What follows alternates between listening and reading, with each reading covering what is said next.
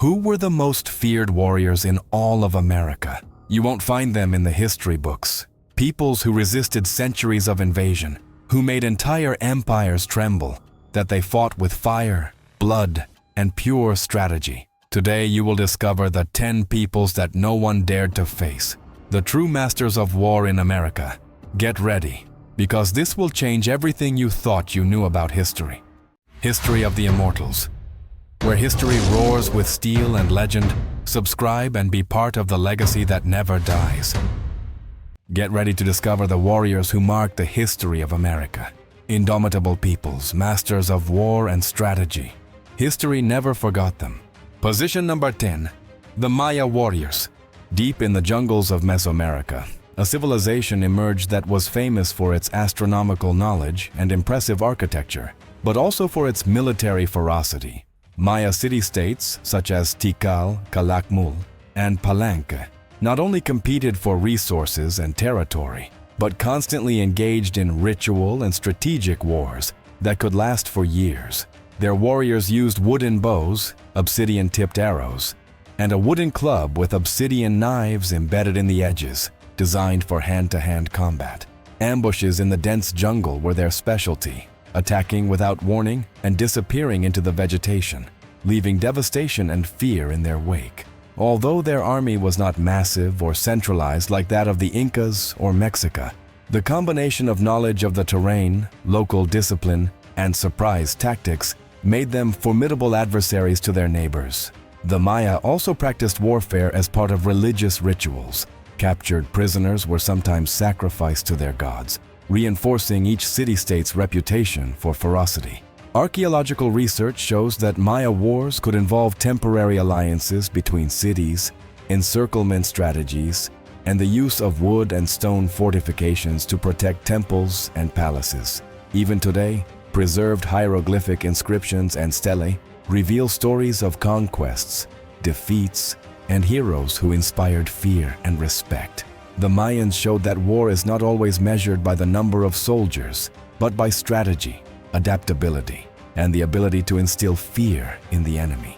Thus, even today, their military legacy is remembered as much as their astronomical and cultural knowledge, showing that in pre-Columbian America, intelligence and ferocity could go hand in hand. Position number 9. The Purepecha warriors. In what is now the state of Michoacán, Mexico, a people emerged who challenged one of the most powerful empires in Mesoamerica, the Purepechas. Also known as Tarascans, they were renowned for their incredible mastery in metallurgy. While most Mesoamerican peoples used stone and wood, the Purepecha forged tools and weapons from copper and bronze, technologically ahead of their neighbors. Their army was composed of heavily trained warriors armed with clubs, metal spears, and reinforced wooden shields, which allowed them to resist the onslaught of the Mexica, who never managed to conquer their territory. They were not only skilled in combat, but also strategic. They built fortifications, walls, and defensive roads, and employed ambush and defensive warfare tactics that gave them an advantage in mountainous and forested terrain.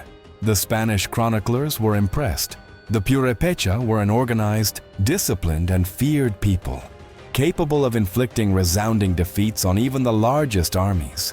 Their reputation transcended their time.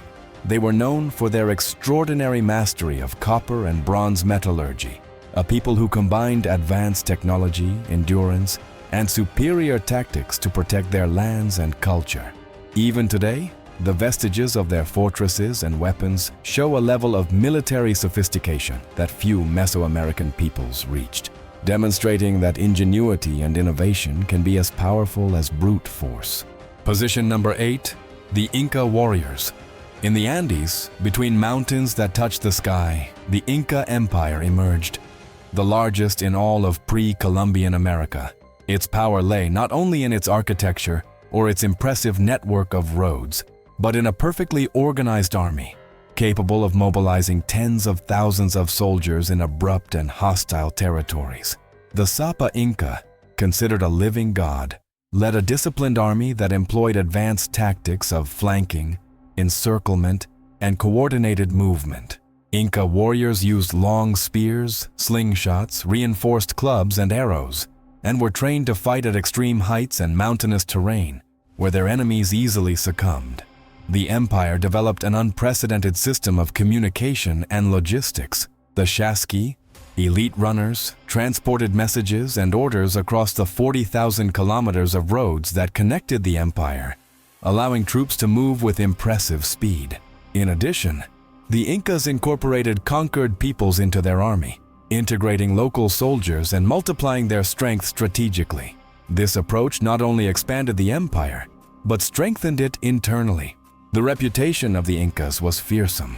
Their armies not only crushed resistance, but imposed an order that few dared to challenge. Each victory consolidated the power of the Sapa Inca and left a clear message. Defying the empire meant facing the discipline, strategy, and strength of the mountain itself. Even the bravest warriors of the conquered regions quickly learned that to confront the Incas was to face the military perfection and the most advanced logistics of the time. Position number 7. The Sioux warriors. On the vast plains of North America, the Sioux rose as fearsome warriors and exceptional strategists. Composed of groups such as the Lakota, Dakota, and Nakota, they dominated the territories of the Great Plains, resisting for decades the expansion of the United States. Their most powerful weapon was not always the sword or spear, but mobility. Expert horsemen, they could quickly attack on horseback, retreat, and reorganize with a precision that confused even the best-equipped armies. Their knowledge of the terrain, hunting routes, and bison migration patterns gave them a tactical advantage in each engagement. Legendary leaders such as Sitting Bull and Crazy Horse led their warriors in decisive battles, the most famous being the Battle of the Little Bighorn in 1876, where a numerically superior American army was crushingly defeated. In addition, the Sioux combined ferocity with strategy. Ambushes, night attacks, and the coordinated use of cavalry units allowed them to maximize damage while minimizing losses. They used complex visual and manual signals to coordinate ranged attacks and simultaneous ambushes, increasing their lethality. Their reputation became legendary. Even the most experienced settlers and soldiers feared to face them on the open plain. The Sioux demonstrated that courage, cunning, and mastery of the environment could turn a relatively small people into a force capable of challenging modern empires. Their ferocity in combat went hand in hand with a great reverence for their land, which they defended as sacred. Position number 6. The Iroquois warriors. In the northeast of what is now the United States and Canada, a confederacy arose that would forever change the balance of power in North America. The Iroquois, also known as the League of Five, and later 6 nations. This alliance united the Mohawk, Oneida, Onondaga, Cayuga, and Seneca, and later the Tuscarora, becoming a formidable military and political force. The Iroquois were masters of intertribal warfare and strategic diplomacy. They orchestrated coordinated attacks, ambushes, and campaigns of conquest with surprising precision, taking advantage of the forested terrain and rivers. Their ability to organize armies of various nations allowed them to expand their influence and maintain control over extensive territories, dominating trade routes and strategic resources. Each warrior was trained from a young age in combat with bows, tomahawks, and firearms acquired during trade with European settlers. This combination of traditional skills and new technologies made them fearsome adversaries even for colonizers. French and English chroniclers were impressed by their discipline, coordination, and strategy. The Iroquois fought not only with strength, but also with intelligence, knowing when to attack, when to retreat, and how to divide their enemies. Their reputation extended beyond the forests of the Northeast. They were known as People of the Longhouse, a people capable of joining forces, resisting superior attacks, and projecting power with strategic effectiveness that inspired respect and fear. Even today, their military legacy remains as an example of organization and coordination in pre-colonial warfare. Position number 5. The Chichimeca warriors. In the arid north of Mexico, between ravines and deserts, the Chichimecas emerged, a group of nomadic peoples that the Spanish conquistadors called indomitable barbarians. Although they lacked large cities, their skill in guerrilla warfare and mastery of the terrain made them fearsome adversaries. Masters of the bow and arrow, the Chichimecas could attack unseen, ambush caravans, and disappear into the desert before their enemies could react. Their warriors were light, fast, and knowledgeable in the terrain, able to survive in extreme conditions that weakened enemy armies. During the so-called Chichimeca War, 1550 to 1590, the Spaniards fought for decades without being able to completely subdue them. Even with technological and numerical superiority, the invaders suffered constant defeats and strategic ambushes, demonstrating the effectiveness of guerrilla warfare in the hands of peoples adapted to their environment. The Chichimecas also used psychological tactics, surprise attacks, fire in the dark, and terror as a weapon to demoralize the enemy. Some local leaders organized night patrols and coordinated attacks on several fronts simultaneously, showing a surprising level of strategy for nomadic peoples. Their resistance and ferocity meant that for decades, the roads of northern Mexico were a territory where few dared to venture. These peoples demonstrated that brute force does not always win. Knowledge of the terrain, speed, and cunning could turn seemingly simple warriors into enemies that any empire was afraid to face. Position number 4. The Apache warriors. In the vast, scorching lands of the Southwest, where the sun beats, the Apaches settled after migrating from the north. Nomadic warriors feared for their ferocity, their mobility, and their absolute mastery of the desert. Their territory stretched from the mountains of Arizona to northern Mexico, and their knowledge of the terrain allowed them to disappear like specters among the rocks and canyons. They moved silently, attacked quickly, and vanished before the enemy understood what had happened. The Spaniards called them ghosts of the desert because they seemed to materialize out of nowhere. For centuries, they resisted the expansion of empires.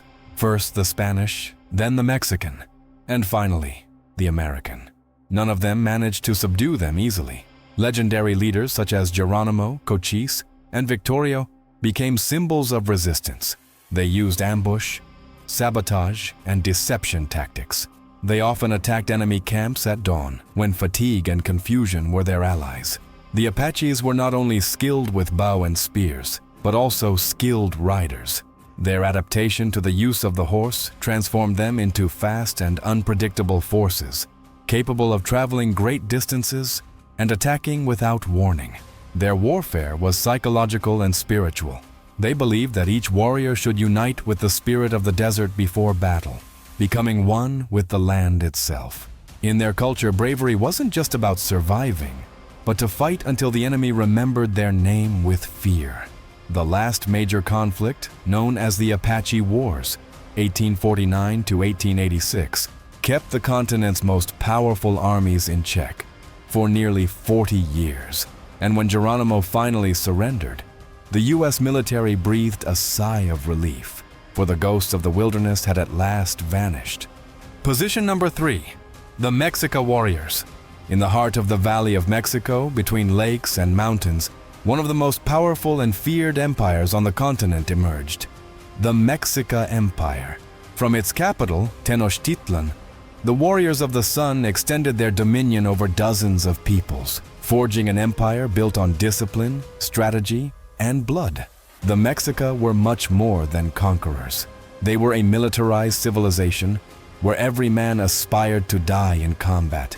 They believed that when they fell in battle, they were reborn as hummingbirds, accompanying the sun on its daily journey through the sky. That is why they called themselves warriors of the sun, because they fought not only for victory, but to keep the light of the world on. Their army was organized with almost modern precision. The warrior orders, eagles and jaguars, represented the highest honor, elite combatants trained from childhood in the temples of war, experts in ambushes, tactical training, and hand-to-hand combat. War for them was also a sacred ritual. The Xochiyaoyotl, the flowery war, sought to capture living enemies to offer them as sacrifices, a way of feeding the sun with the energy of life. When Hernán Cortés arrived in 1519, He faced an army of tens of thousands, disciplined, with hierarchical structures, war drums, and an unwavering sense of duty. The Mexica used fearsome weapons such as the macuahuitl, a wooden club encrusted with obsidian knives, capable of decapitating with a single blow. Their fall was not immediate. They resisted siege, famine, and treachery.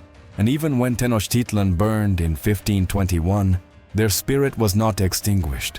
Because the Sun Warriors were not fighting for land or gold, they fought for the balance of the universe. To this day, their legacy is still etched in stone and fire, a culture where war was art, death was honor, and courage a sacred duty. Position number 2, the Comanche warriors. On the vast plains of the southern United States, there arose a people whose skill and ferocity made them legendary, the Comanches. Known as the Lords of the Horse, they dominated the Great Plains during the 18th and 19th centuries, controlling trade routes, strategic territories, and sowing fear among all their neighbors. The arrival of the horse completely transformed their way of warfare. With unparalleled mobility, they could attack hundreds of miles away, retreat, and reorganize before the enemy understood what had happened. Their speed and coordination made them practically invincible. Leaders such as Quanah Parker organized their warriors into highly trained units, capable of ambushes, lightning assaults, and defense of vast territories. They were adept at attrition tactics, attacking enemy weak spots, destroying supplies, and disappearing before retaliation. The Comanches were not only skilled horsemen, but also masters with bow and arrow, spears, and later firearms acquired through trade or looting. This combination of tradition and technological adaptation made them fearsome adversaries even for colonial and American armies. Their reputation transcended borders. The colonists and military called them the scourges of the plains. Their mastery of horses, terrain, and psychological warfare allowed them to endure for more than a century, securing a place in history as one of the most formidable peoples in the Americas. The Comanches demonstrated that war is not won by numbers or brute force alone. Speed, strategy, and coordination could make a small group absolute masters of the plains. Position number 1, the Mapuche warriors. In the forests and mountains of southern Chile and Argentina, there lived a people who became synonymous with resistance, the Mapuches, known by the conquistadors as the indomitables of the end of the world. For more than 300 years, they challenged first the Inca Empire and then the Spanish armies, resisting raids, disease, and advanced military strategies. Their strength lay not only in numbers, but in organization, cunning, and constant adaptation. They learned to use the horse to improve mobility, incorporated captured firearms, and developed ambush and guerrilla tactics that turned forests and mountains into death traps for their enemies. Legendary leaders such as Lautaro and Caupolicán led highly trained warriors, capable of facing better equipped and coordinated armies. Each battle was strategic. Lightning strikes, controlled retreat, and surprising counterattacks, demonstrating a lethal combination of intelligence and ferocity. The Mapuche also employed psychological warfare. Their endless endurance and reputation for invincibility demoralized the enemy even before the battle began. The Spaniards and later the Chilean and Argentine armies learned that to face the Mapuches, brute force was not enough. Respect, patience, and adaptation were required. Their legacy lives on. The Mapuche demonstrated that determination, knowledge of the terrain, and the ability to adapt could transform a people into an insurmountable wall. Warriors, strategists, and guardians of their land, the Mapuche continue to be an eternal example of courage and resistance, the true indomitables of the end of the world. If this journey through the most feared warriors of America surprised you, don't forget to like it and comment on which of these peoples impressed you the most. And if you want to continue exploring the history of the most formidable fighters, don't miss our video, Top 10 Most Feared Warriors in History, where you will discover the most fearsome armies of the old continent. Immerse yourself in the legend and be part of the legacy of the Immortals.